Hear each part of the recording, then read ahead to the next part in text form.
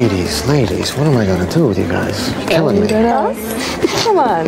How about I set you up on the out on the patio?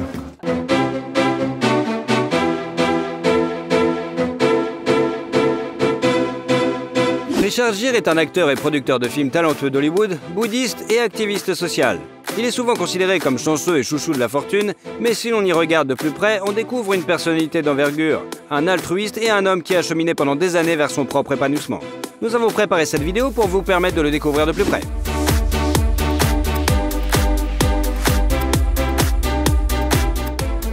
Richard Gere, comment vit le chouchou des femmes et où il dépense ses millions?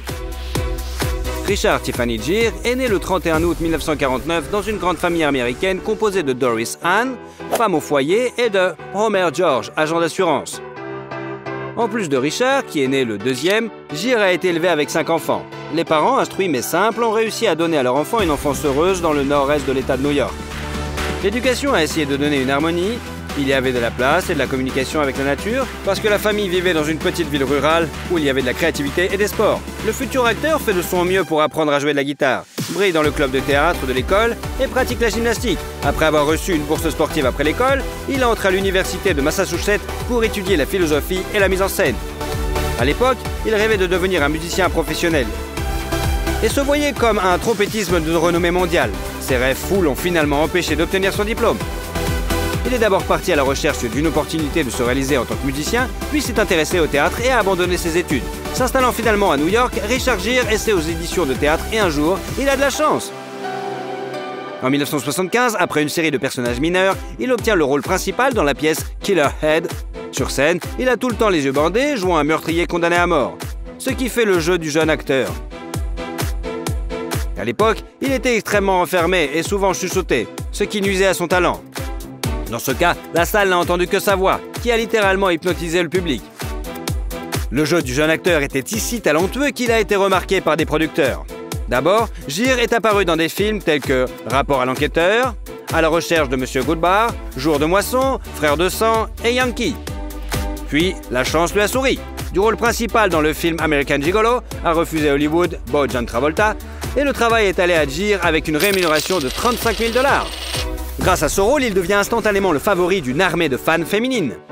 Un rôle non moins important dans ce rôle a joué le fait que l'acteur a dû tourner dans certaines scènes totalement nu. Pour lui, c'est fixé l'image de la coqueluche et le rôle du héros amant, qui avec le temps a commencé à le traîner. 2 ans plus tard, Richard se voit offrir le rôle principal et encore une fois, ironiquement, celui que Travolta avait refusé. Le film L'officier et le gentleman a connu un grand succès, remportant 2 Oscars et a également été reconnu comme l'un des plus grands films romantiques de l'histoire, selon l'American Film Institute. Should have warned you scuzzy female types so about the putrid dudes.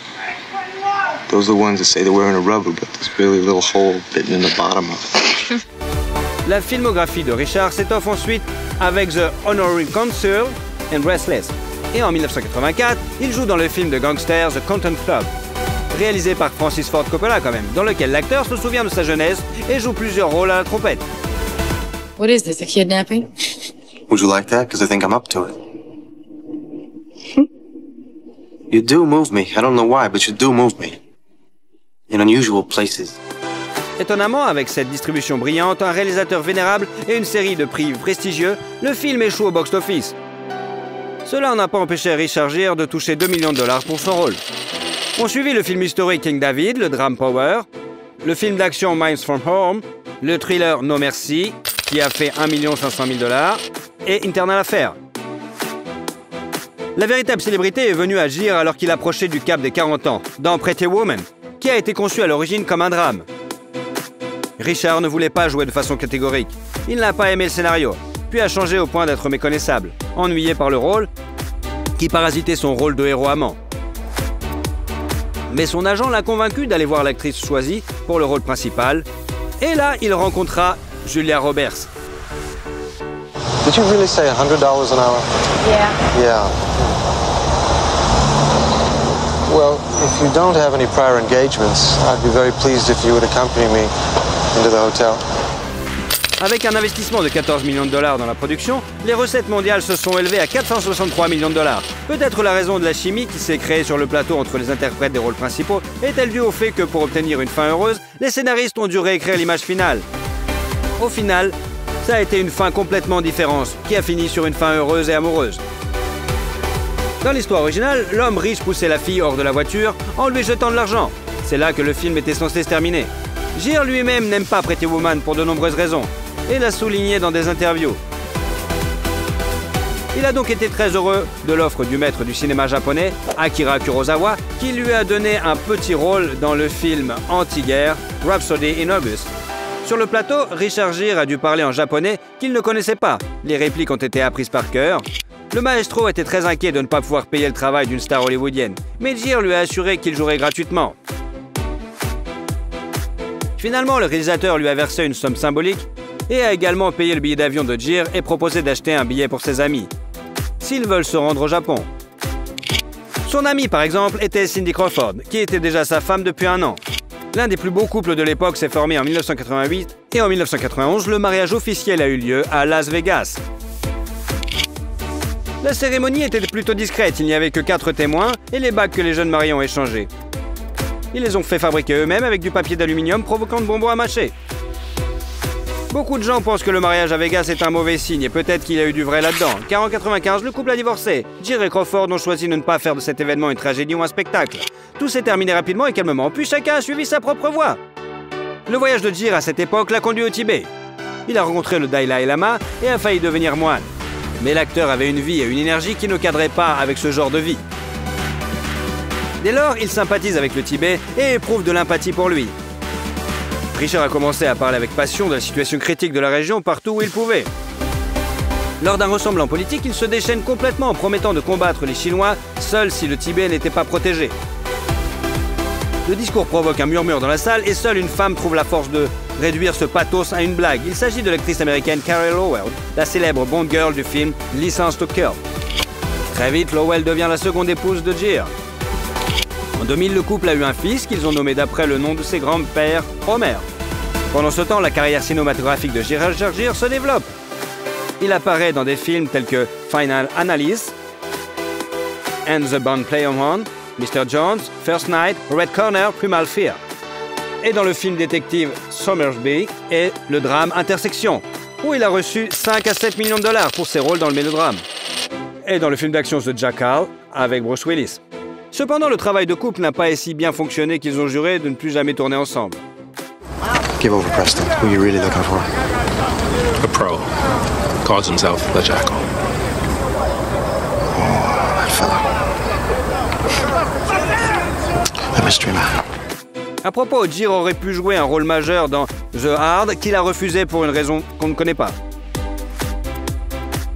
Après cela, ils ont voulu faire un nouveau film avec Richard Gere et Julia Roberts, qui s'appela Runaway Bride.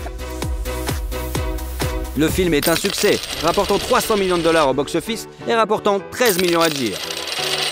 Immédiatement après ce film, l'acteur a fait preuve d'un talent dramatique dans le rôle d'un homme riche qui se retrouve impuissant devant la maladie et la mort de sa bien-aimée. C'est le film Automne à New York, avec l'incomparable Winona Ryder dans le rôle de sa compagne. You've got the hiccups. Are you kidding? I would go with you in a heartbeat. You're fabulous. Yeah? But, uh-oh. Oh dear. It must be me. Puis vint le thriller déprimant The Mothman Prophecies et le drame Unfaithful, qui ressemblent au rapporté à la banque 30 millions de dollars à l'acteur. Une autre œuvre de Gere a été le mélodrame du début des années Dr. T and the Woman sur le médecin gynécologue. Pour mieux se préparer au rôle, Richard a saisi l'occasion et lorsque sa femme a donné naissance à son fils, il a étudié le travail de la maternité. En 2002, le nom de Richard Gere a de nouveau tonné dans le monde entier. Et la raison en est la sortie du film musical Chicago. I like being an awfully good sport. Good, you got that out of your system. Now listen, you mean just one thing to me. You call me when you got $5,000. Ce somptueux chef-d'œuvre policier musical a séduit non seulement le public, mais aussi les experts, qui lui ont attribué 13 nominations aux Oscars quand même. Le BAFTA, Golden Globe et Grammy, qui ont littéralement couvert de récompenses les créateurs et les participants du film. Gere a remporté un Golden Globe du meilleur acteur dans une comédie ou une comédie musicale. À propos, le rôle d'un avocat artistique aurait pu revenir à l'acteur Hugh Jackman, qui l'a refusé, ce qu'il a regretté par la suite. Fait intéressant, l'adaptation de Chicago était censée se dérouler dans les années 70 avec Frank Sinatra, Liza Minnelli et Goldie Hawn dans les rôles principaux. En 2004 sort le remake de la comédie romantique japonaise Shall We Dance, où l'acteur fait vibrer la piste de danse avec Jennifer Lopez et Suzanne Sarandon, avec lesquels il a une relation amoureuse au début des années 80. Beverly, dance with me? I don't know how. Yeah, you do. No, Yeah, you've been dancing with me for 19 years. L'acteur a passé les années suivantes dans des films qui n'ont pas suscité beaucoup d'éloges. Be Season, The Walks, The Flock, I'm Not There, The Hunting Party, Night in London. L'acteur n'a redécollé qu'en 2009, lorsqu'il a joué dans le film incroyablement émouvant, gentil et triste sur le chien Hachi. All right, come here. Okay, it's all right. Let's see your private home, all right? Go on. Stay. Go home. Go on. Go on. Alors que les spectateurs sentimentaux du monde entier n'ont pas eu le temps de changer leur mouchoir, ce film a rapporté 50 millions de dollars dans le monde. Après le film biographique Amelia, les polars Brookings Finest, The Double, ainsi qu'un documentaire sur un professeur bouddhiste Diamond Monde, sort le film Arbitrage, dans lequel Gere incarne à nouveau Suzanne Sarandon. Her teacher was Mr. James. Mr. James said, world events all revolve around 5 things. M-O-N-E-Y. Was this freshman econ? That was a 5th grade econ. Richard Gere a été nommé pour un Golden Globe pour sa performance. En 2013, le mariage de Gere et Carey Lowell s'est effondré lorsque la femme a découvert que son mari avait une liaison en cachette avec une présentatrice de télévision d'origine indienne. Cette fois, la rupture a été une épreuve difficile pour Richard, sa femme s'en prenant à lui avec des accusations et des demandes financières draconiennes. Mais l'homme ne tarde pas à rencontrer un nouvel amour. À l'époque, l'acteur avait déjà 2 mariages ratés et une série de romances plus ou moins graves. Sa passion a été diverses reprises. Uma Thurman, Kim Basinger, Priscilla Presley, Barbara Streisand, Diana Ross et une douzaine de beautés d'Hollywood. Mais il semble que Gere ait désormais mis un terme à sa quête. Lors de l'un des festivals du film, il a rencontré Alejandra Silva, une journaliste et la fille d'un ancien manager du club de football Real Madrid. La différence d'âge de 34 ans n'a rien gêné le renard argenté d'âge mûr, comme l'on le surnomme à Hollywood, pour son refus catégorique de s'en teindre une magnifique chevelure grise. Et 3 ans plus tard, il a conduit son élu à l'hôtel. La modeste célébration a eu lieu en 2018 à New York et a réuni qu'un cercle d'amis les plus proches du couple. 1 an plus tard, ils ont eu un fils ensemble, Alexander. Et en 2020, un autre héritier est né dont le nom n'a pas été révélé encore. Désormais, l'acteur peut se permettre de ne pas penser au cachet et de choisir un travail uniquement à son goût. Récemment, sa filmographie apparaît de plus en plus dans les œuvres d'auteur et de cinéma à petit budget. Il s'agit notamment du film d'anthologie Movie 43, des drames The Out of Mind, The Benefactor, Mormon, The Moderator Rise and Tragic Fall of New York Phaser et Thrill Christ, The Second Best Exotic Marigold Daughter, The Diner and Mother Ferguson. En janvier 2023, une comédie avec l'acteur Maybe I Do est sortie. La fortune de Richard Gere est estimée à 120 millions de dollars, ce qui en fait l'un des acteurs les plus riches. Il y a des contrats publicitaires avec la marque de voiture italienne Lancia, le système de paiement Visa, la marque de boissons gazeuses Orangina et bien d'autres. Il a investi dans un petit hôtel de luxe, le Bedford Post Inn, qui est situé dans la banlieue de New York. L'hôtel propose à ses clients des séances de méditation, de yoga et de délicieux plats préparés à partir de produits biologiques provenant de sa propre ferme. Gere lui-même et sa famille vivent dans le spacieux manoir situé à 1 heure de route de Manhattan. Il a dépensé 10 millions de dollars pour rénover en 2020.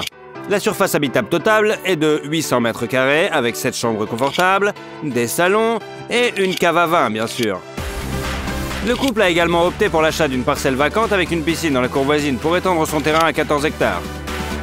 Les experts estiment la valeur de l'opération à environ 700 000 €. Richard a été propriétaire d'une autre résidence à Palm Bridge pendant près de 35 ans, jusqu'en 2022. Après l'avoir achetée pour 1,5 million de dollars, la maison a été vendue pour 24 millions de dollars. La charmante et spacieuse villa de style colonial fait plus de 1000 m² avec une piscine et un accès à l'étang. Cette transaction n'est pas la seule que Gere a réalisée à profit. Par exemple, il a vendu sa maison de luxe dans le sud d'Hampton pour 36 millions de dollars. alors qu'il lui avait lui-même acheté en 2006 pour seulement 6,5 millions de dollars. Richard Gere possède également des biens immobiliers urbains. Depuis 2016, il possède un appartement dans le quartier de Gramercy Park à New York pour un peu plus de 2 millions de dollars. L'appartement se compose de 2 chambres et d'un salon que l'acteur a rénové et meublé à sa guise. On sait que son ami l'acteur et présentateur de télévision Jimmy Fallon l'a persuadé de faire cet achat. Avant 2011, Gere avait un autre appartement qu'il possédait pendant plus de 20 ans et vendu pour 2,6 millions de dollars. Maintenant, l'appartement spacieux et lumineux peut être loué à n'importe qui pour 20 000 dollars par mois. Richard Gere est un bouddhiste convaincu et un croyant de toujours. C'est un combattant acharné de la justice et un participant du rétablissement de la paix. Outre son combat pour la liberté du Tibet, qui lui a valu une interdiction à vie d'entrer en Chine, il a également travaillé sur les questions d'environnement, de santé et de droits de l'homme et a soutenu de nombreuses missions humanitaires internationales.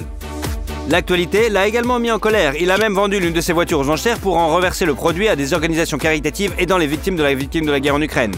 En 1999, le cabriolet Jaguar XK8 est passé sous le marteau pour 31 000 dollars. Cette belle voiture a une transmission automatique à 5 vitesses et un moteur de 4 litres de cylindrée. Au moment de la vente, le kilométrage était de 50 000 km. Normalement, l'acteur a été vu au volant d'une Audi RS6. À son âge, Richard Gere avait tout ce dont on pouvait rêver. 3 fils, une femme aimée et aimante, la gloire et la fortune. La théorie selon laquelle le bien revient toujours au bien semble être directement confirmée dans son parcours de vie. Sa devise, arrêtez de vous considérer comme quelque chose de secondaire, mangez de la bonne nourriture, marchez au soleil, sautez dans l'océan, partagez la précieuse vérité que vous avez sur le cœur. Soyez gentil, soyez bizarre, il n'y a pas de temps pour le reste. Êtes-vous d'accord avec cette déclaration du renard argenté? Comment vit Michael Douglas et combien il gagne? Michael Kirk Douglas est né le 25 septembre 1944 dans la jeune famille d'acteurs de Kirk Douglas et Diana Deal. Le garçon naît à New Brunswick, dans le New Jersey, mais la famille déménage bientôt à New York. 2 ans et demi plus tard, Michael a un jeune frère, Joel. La famille vivait dans un appartement d'une pièce dans le quartier de Greenwich Village. Aujourd'hui, notre héros est considéré comme l'héritier de la dynastie royale du show business. Mais à l'époque, ses parents commençaient à peine leur carrière. Kirk passait le plus de son temps en Californie à filmer sous contrat avec un studio. Et son mariage avec Diana n'a pas résisté. Les parents de Michael ont divorcé quand il avait 6 ans et il est resté avec maman. 7 ans plus tard, elle se remarie. Le beau-père est devenu le premier adulte à qui Michael pouvait parler de tout. Et grâce à lui, le jeune homme s'est senti en confiance pour la première fois. Mais à l'époque, aucun des professeurs n'a pu réfréner son tempérament violent. Même si Michael étudiait bien, il séchait les cours et répondait aux professeurs. Pendant quelque temps, le jeune homme a travaillé dans une station-service mobile. Certains jours, il était l'employé du mois et d'autres jours, il traquait les voitures et volait les pièces détachées avec ses amis. Outre son beau-père, l'autorité de Douglas Gere est son père, qui a réussi à devenir une icône du cinéma pour toute l'Amérique. Michael est tellement impressionné par les films de Kirk et le temps passé avec lui sur les plateaux de tournage pendant les vacances d'été qu'il veut lui aussi devenir acteur. Il demandait souvent à son père à quelle porte frapper pour percer à Hollywood. Mais celui-ci s'opposait catégoriquement au choix de son fils. Cependant, lorsque Michael s'est inscrit à l'Université de Californie pour étudier l'art dramatique et jouer dans des productions théâtrales, Kirk est venu à chaque représentation de son fils, même s'il était très occupé. À l'université, Douglas se lie d'amitié avec Danny DeVito, qui deviendra plus tard son colocataire. Il loue un appartement à New York pour 150 $ par mois. Parallèlement, le jeune homme gagne sa vie en livrant du café au cinéma et en travaillant dans les coulisses. Kirk contribue néanmoins au début de la carrière d'acteur de son fils. Ensemble, ils ont joué et produit le film Cast and Giant Shadow en 1966. Les rôles suivants ne sont apparus que quelques années plus tard, à la fin des années 60 et au début des années 70. Douglas joue dans plusieurs séries télévisées et films tels que Hale et Row.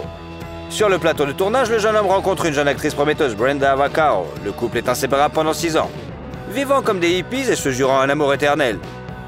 Michael qualifie cette période de la plus belle de sa vie. Mais la relation s'est terminée brutalement. Brenda est montée dans sa voiture et est partie.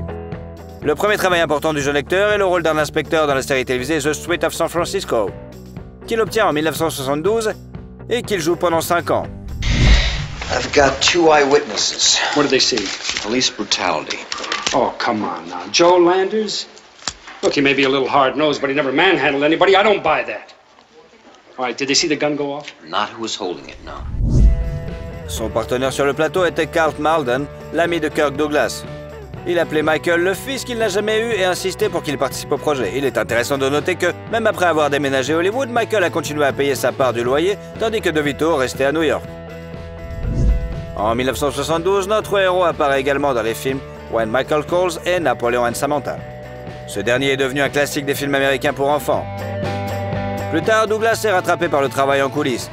Il réalise l'un des épisodes de Story from San Francisco et commence à travailler sur l'adaptation cinématographique du roman de Ken Kesey, One Flew Over the Cuckoo's Nest, Vol au-dessus d'un nid de coucou.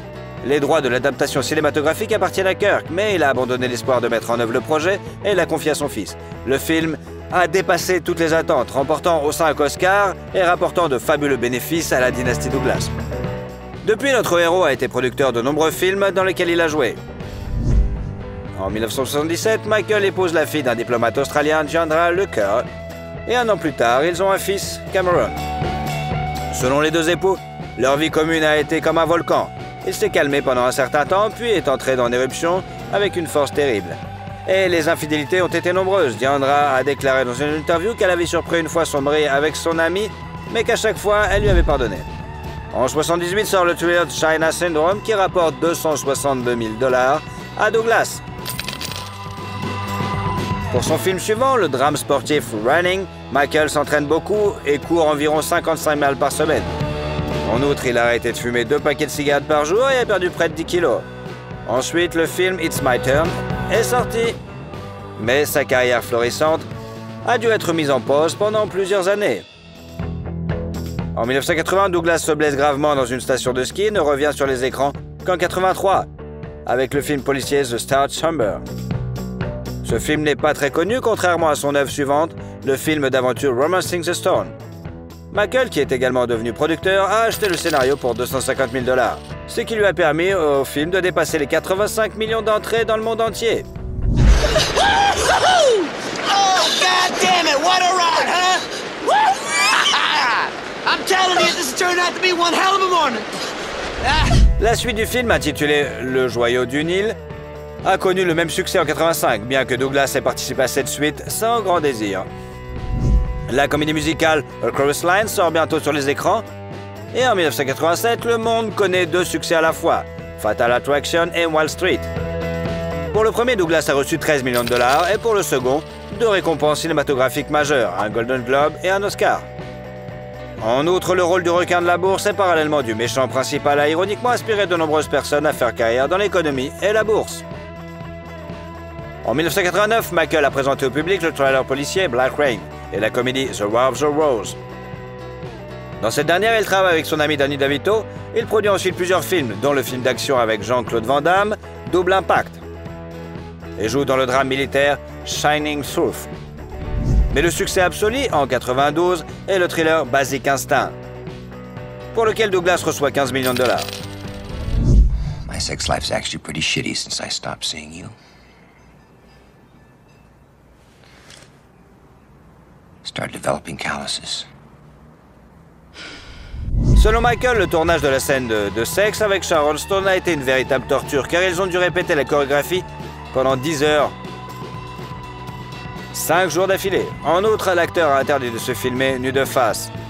D'ailleurs, il a réalisé presque toutes les cascades en voiture tout seul. Le rôle du détective de Basic Instinct est devenu l'un des plus brillants de la carrière de Douglas.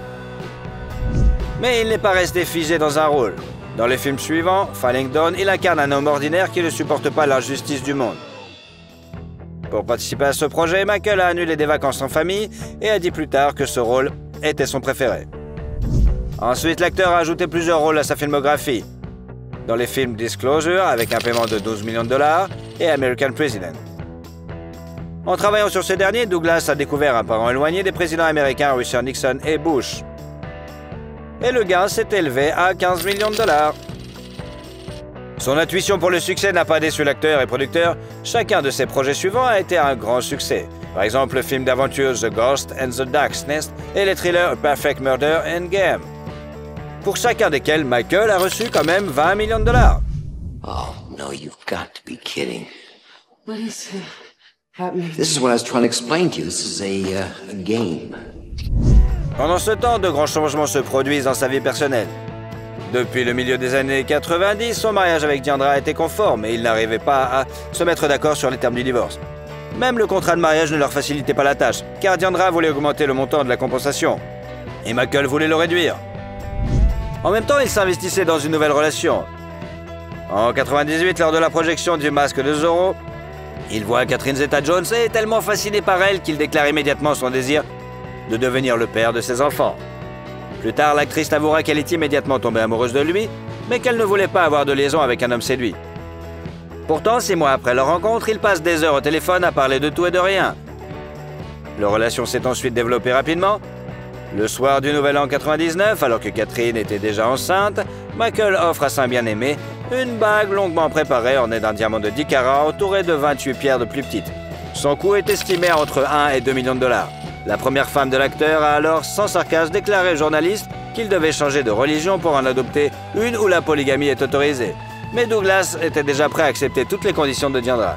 En 2000, il lui a donc versé 45 millions de dollars et lui a légué un manoir à Beverly Hills, ainsi que la moitié de son domaine à Majorque. Michael a d'ailleurs essayé à plusieurs reprises de trouver un acquéreur pour cette luxueuse propriété, mais comme son ex-femme restait la copropriétaire, il l'a retirée du marché. En août de la même année, Catherine a donné naissance à leur premier enfant, Dinah et Michael, et en novembre, ils ont eu un magnifique mariage de l'année, qui a coûté à peu près 2 millions de dollars. Cependant, 1 million a été couvert car le magazine Hockey a payé pour obtenir des photos exclusives de cette magnifique célébration. Il est intéressant de noter que Michael et Catherine sont nés le même jour avec une différence de 25 ans. Les affaires personnelles n'ont pas empêché Douglas de jouer et de produire activement.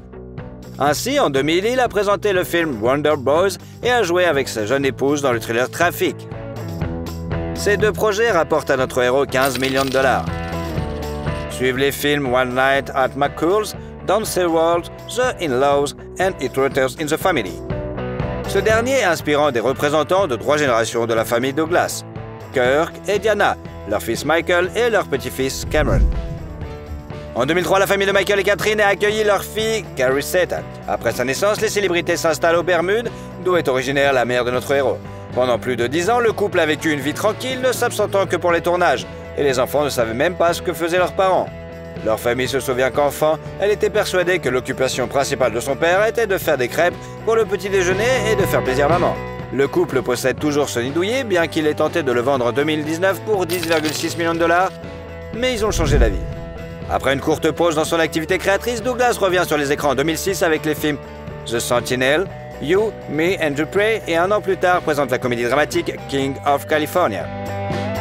Viennent ensuite les films Ghost of Girlfriend's Past, Beyond a Reasonable Doubt, Solitary Man et la suite du drame de 1987, Wall Street, L'argent ne dort pas. You're the ninja generation. No income, no job, no assets. You got a lot to look forward to. Une période chargée de sa carrière coïncide à nouveau avec les vicissitudes de sa vie privée. Son fils aîné Cameron est toxicomane et notre héros doit lui interdire de s'approcher de sa famille. En 2009, Cameron est accusé de contrebande, ce qui le conduit direct derrière les barreaux. À propos, Michael a lui aussi souffert de toxicomanie et dans les années 90, il a suivi un traitement dans une clinique de réadaptation. Son fils a également réussi à se débarrasser d'une dangereuse addiction et Catherine Zeta-Jones est devenue à cette époque difficile un véritable soutien pour la famille. Mais bientôt, un autre malheur les frappe. En 2010, un cancer du larynx est diagnostiqué chez Michael. Catherine fait tout pour aider son mari à guérir, mais bientôt elle ne supporte plus le stress et commence à montrer des signes de troubles bipolaires. Ces périodes d'activité incroyables sont remplacées par la dépression la plus profonde, et Michael ne prend pas du tout au sérieux les problèmes de sa femme. Ces événements ont failli mettre fin à leur union, et ils ont sérieusement envisagé de divorcer, mais ils ont tout de même réussi à se réconcilier. En 2012-2014, des films tels que A Wire and So It Goes, Beyond the Reach et le drame biographique Behind the Cambellara sont sortis sur les écrans. Dans ce dernier, l'acteur incarne la légende du show business américain, le pianiste et animateur Liberace. Et ce rôle est devenu un véritable cadeau pour lui après sa maladie. Il s'entraîne longuement, recréant la voix de son personnage et étudie sa technique de jeu au piano. C'est également à cette époque que l'acteur joue dans la comédie dramatique Las Vegas aux côtés de Robert De Niro et Morgan Freeman. It's just winding up a little too fast, and I'm feeling old and alone. En 2015, Michael a rejoint l'univers cinématographique Marvel en jouant le rôle de Hank Pym dans le film Ant-Man. Il est apparu sous la même image dans d'autres projets, Ant-Man et la Guêpe, Avengers Endgame et la série animée What If. En outre, durant cette période, l'acteur a joué dans le film d'action Unlocked, le thriller Animal World, a participé au doublage de la série pour enfants Green Eggs and Ham et a présenté la série The Gominsky Method. Pour ce rôle comique rare chez lui, Douglas a reçu un autre Golden Globe. Fine. It is fine. Which is what I said. No, you said it with an attitude, and you said fine. Forgive me. Fine. Jesus, let's just order. Fine. En outre, notre héros a travaillé en tant que producteur sur le préquel de Vol au-dessus d'un nid de coucou, la série Ratchet sur une infirmière d'hôpital psychiatrique. Fin 2018, l'étoile de Michael Douglas a été dévoilée sur le Hollywood Walk, dédié au 50e anniversaire de sa carrière. L'acteur avoue que seul le travail lui permet de garder la forme et d'être en forme. Il a donc beaucoup de projets. En février 2023, le premier du film d'action fantastique Ant-Man et la Guêpe, Quantumania, dans lequel Douglas incarne à nouveau Hank Pym. Le tournage de la série Franklin sur le président américain Benjamin Franklin a déjà commencé et une série historique sur les relations entre deux autres présidents, Reagan et Gorbatchev, est en cours. Ni l'âge ni la maladie n'ont affecté l'intelligence de Douglas, qui surprend encore par sa capacité à se souvenir instantanément du nom des personnages qu'il voit pour la première fois et à remarquer les moindres nuances qui distinguent le comportement de son interlocuteur.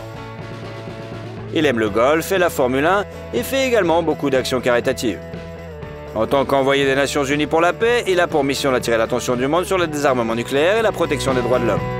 La philanthropie est une affaire de famille au Douglas. Par l'intermédiaire du fonds enregistré, il envoie de l'argent à diverses organisations. La totalité de l'héritage de Kirk Douglas, soit 61 millions de dollars, a également été envoyée à une association caritative, d'autant plus que la fortune de Michael dépasse largement le capital de son papa.